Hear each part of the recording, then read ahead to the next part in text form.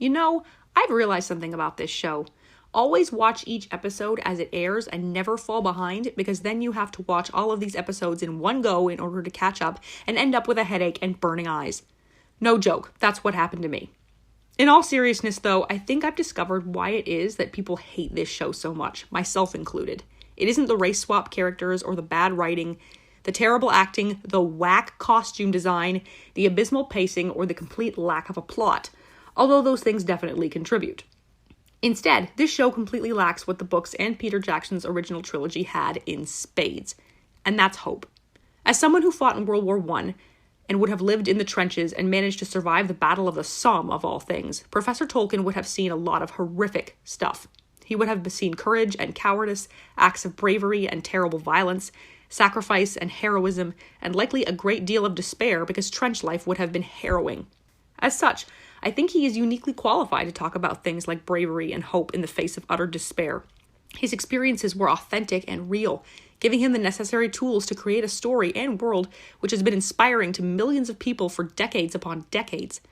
Some of the lines from both the book and translated to the screen are some of the most quoted lines and pieces of dialogue in pop culture, and are still used for people to find means of inspiration and introspection and hope. The journey doesn't end here. Death is just another path. And then you see it. White shores, and beyond, the far green country, and a swift sunrise. To this day, I can't watch this scene without getting goosebumps. In the very face of death, there is still hope to be found. There are still things to look forward to. This life is not all that there is. Contrast that with lines like this. The past is dead. We either move forward or we die with it. And you'll begin to understand why this show is dismaying and disheartening for those Tolkien fans that try to watch it. Not only does this show tell us, with all the subtlety of a brick to the head, that Professor Tolkien's way of thinking was old-fashioned and antiquated, it also tells us that we need to let go of such notions of hope, nostalgia, because no one thinks like that anymore. And that's just not true.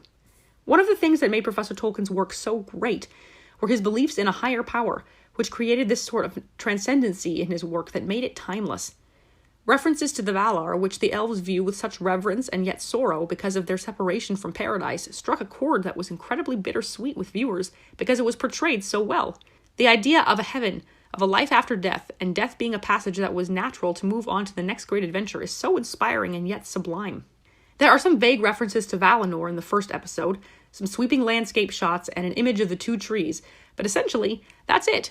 There is made no mention of the reasons that the Noldor fled, or the capturing of the Teleri ships, and the kinslaying that prevented so many of the Eldar from returning to Valinor's shores. There's none of that. It's just, oh, we chased this evil across the sea. The fact that it is only subtly alluded to that pride was a reason behind the fact that the Noldor left is extremely telling. The works of Tolkien were quite keen on the fact that people need to face the consequences of their actions, even to the point of death, if it would redeem them. But in this show, pride is lauded to the point of worship. Pride in your race, pride in your creed, pride in apparently putting others down and insulting them. The fact that Galadriel repeatedly insults the people around her, without looking to the flaws in her own heart, as she did in the movies, is yet another telling sign that the people who wrote this show have no idea what they're doing. But maybe I should have expected this. Maybe I should have been prepared for the fact that the writers, would attempt to make a poor parody of one of the greatest works of fiction of all time. Compare the life experiences of a man who fought in the war to end all wars, with people whose most hated vices are toxic masculinity and catcalling. And you'll find that there is no comparison at all. Why should the writers write about anything heroic, courageous, sorrowful, compassionate, valiant, and redemptive, when they themselves do not have the life experiences to pull it off? When they themselves exist in this bubble of upper-middle-class suburbia and who have never found themselves facing true hardship in their lives that would translate into characters and experiences on screen that we, the fans, would actually want to see. There's no innocence or purity to these characters anymore. There's no nuance or introspection.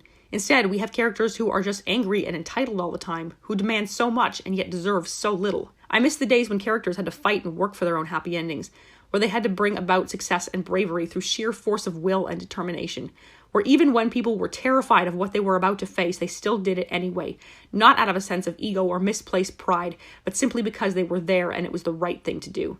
It made them 1,000 times tougher, 1,000,000 times braver, and infinitely more likable. I miss when characters had morals and believed in things beyond themselves, like higher powers and the goodness of others. It made stories so much more compelling to watch and created people that we cared about and wanted to see succeed. With this show, with the exception of one or two, I wouldn't care if every single one of the characters were killed by Sauron at the end of the series because that is how shallow and vapid they are. At this rate, I am rooting for the villain because that is how much I despise the characters in this show. The Rings of Power is a dying franchise because it is forgettable. There is nothing lasting or timeless about it, and it will soon be forgotten as hopefully nothing more than a fever dream occurring after eating some really bad sushi. That's all for now, guys. I hope you liked this video. Don't forget to hit like and subscribe, and I'll see you next time. As always, happy nerding, everyone.